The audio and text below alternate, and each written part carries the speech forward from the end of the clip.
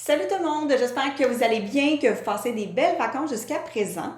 En parlant de vacances, aujourd'hui, je voulais vous présenter ce que je fais pour ma classe durant les vacances d'été.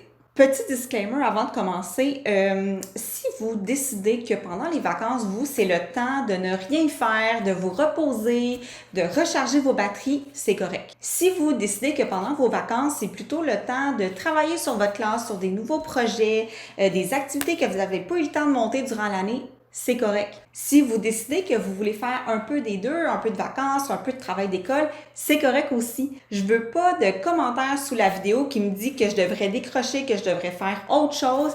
Je vis ma vie comme je l'entends et vous faites ce que vous voulez avec la vôtre. Donc aujourd'hui, je voulais vous parler de 5 choses que je fais durant l'été pour la classe, mais vous allez voir, c'est vraiment pas des grosses affaires. La première chose que je fais durant l'été, en fait, chaque été, je fais ça, c'est que je me prépare une lecture pédagogique. Cette année, ça va être le manuel, le livre La Zone Lecture, dont j'ai beaucoup entendu parler sur les réseaux sociaux dans la dernière année. Je l'ai reçu à Noël, je l'ai à peine feuilleté, mais avec les commentaires que j'ai reçus, j'ai vraiment hâte de m'y plonger. Puis vous me connaissez, vous savez que la lecture, j'adore ça. Donc si je peux être encore meilleure pour l'enseigner à mes élèves, ben pourquoi pas. L'année passée, j'ai lu le livre Les 40 mini-leçons efficaces en écriture. J'avais aussi lu une autre année Comment propager le goût de la lecture en classe. Bon, vous voyez que ça tourne autour du français, mais j'aimerais vraiment ça trouver quelque chose en mathématiques. Là, j'aime ça, enseigner les mathématiques. Je manipule vraiment beaucoup.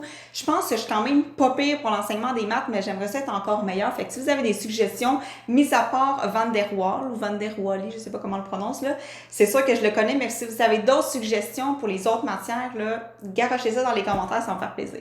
Une autre chose que je fais durant l'été, c'est ajuster mon affichage de classe parce que souvent, j'ai des nouvelles idées d'affiches ou de visuels que j'aurais besoin pour ma gang. Cette année, c'est plus ajuster le menu du jour parce qu'avec les nouvelles mesures, les nouvelles activités que je mets en place, il manque des affiches. Il me manque genre atelier, tout ce qui 5 à 7. Il m'en manque une coupe. Puis le menu du jour que j'utilise, dans le fond, c'est moi qui l'avais créé il y a 5 ans en me disant que j'allais le renouveler après ça. Fait qu'il me reste 1 an. Mais techniquement, je pourrais continuer à l'utiliser. Là, c'est niaiseux. C'est juste parce que j'ai pas de date après 2022. Je pourrais juste m'imprimer 2023 puis ça serait réglé. Mais j'ai envie de renouveau. Fait que je suis déjà en train un peu de penser à ça. C'est aussi un super moment pour faire le ménage dans mes enregistrements Facebook parce que je vois tellement de choses passer sur les groupes du troisième cycle, là, de l'univers social, puis des tics, puis de ci, puis de ça. Puis souvent, durant l'année, j'ai juste pas le temps d'aller explorer tout ce qui m'intéresse, fait que je les enregistre, en plus de toutes les publications sur lesquelles mes collègues me taguent. Fait que durant l'été, je vais juste aller revoir ce que j'avais enregistré. S'il y avait des documents à aller chercher, mettons, sur Mieux enseigner, je vais aller les chercher et tout ça. Ou bien juste noter des idées d'activités, de projets ou de livres à acheter. Je vais aller faire le gros ménage là-dedans. J'en profite aussi pour faire la tournée des friperies ou des ventes de garage pour acheter des nouveaux livres pour ma bibliothèque de classe. Cette année, pour la première fois, j'ai fait l'inventaire de ma bibliothèque. Bravo! En fait, c'est mon chum et ma mère qui sont venus m'aider. On a fait l'inventaire de la bibliothèque de classe, puis on a fait l'inventaire aussi des livres qui sont à moi pour enseigner. Fait que maintenant, j'ai tout ça dans un document Excel. Donc ça m'aide à voir qu'est-ce qui me manque. Et à chaque fin d'année, je demande aussi aux élèves qu'est-ce qui manque selon eux dans la bibliothèque de classe. Puis cette année, c'est ressorti beaucoup les mangas. J'avais une gang qui aime les mangas, mais moi, je connais rien là-dedans, puis je veux pas aller acheter quelque chose qui est pas approprié. Fait que je vais aller fouiller un petit peu. Il me manque des BD. Il me manque aussi, il faudrait que je continue la série des Aurélie Laflamme. Il faudrait que je continue la série des Bones aussi, des Bins. Fait qu'il manque une coupe d'affaires, fait que je vais partir à la recherche de ça. Là, dans les friperies, c'est souvent moins cher qu'aller les acheter en librairie. Puis je suis full seconde main, on réutilise. Là. Fait que je fouille aussi un petit peu sur Marketplace. Dernière chose et non la moindre, ça risque d'être la plus longue et celle que je vais faire par des journées nuageuses parce que ça va me demander de rester à l'ordinateur, c'est le ménage et le classement de mon OneDrive.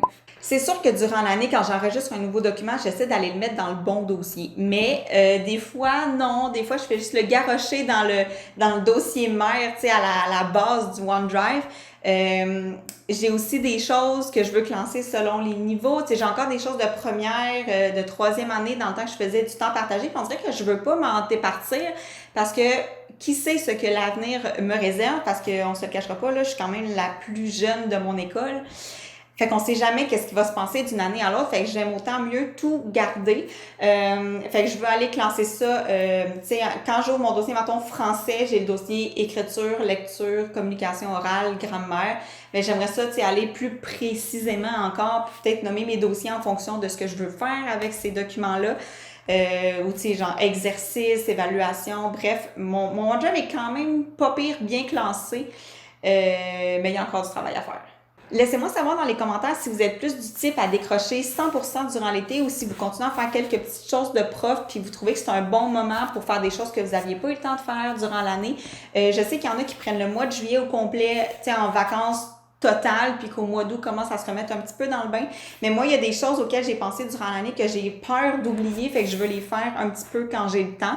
Puis honnêtement, tu sais, moi, sans enfant, j'ai juste moi à m'occuper, fait que ça me dérange pas de le faire.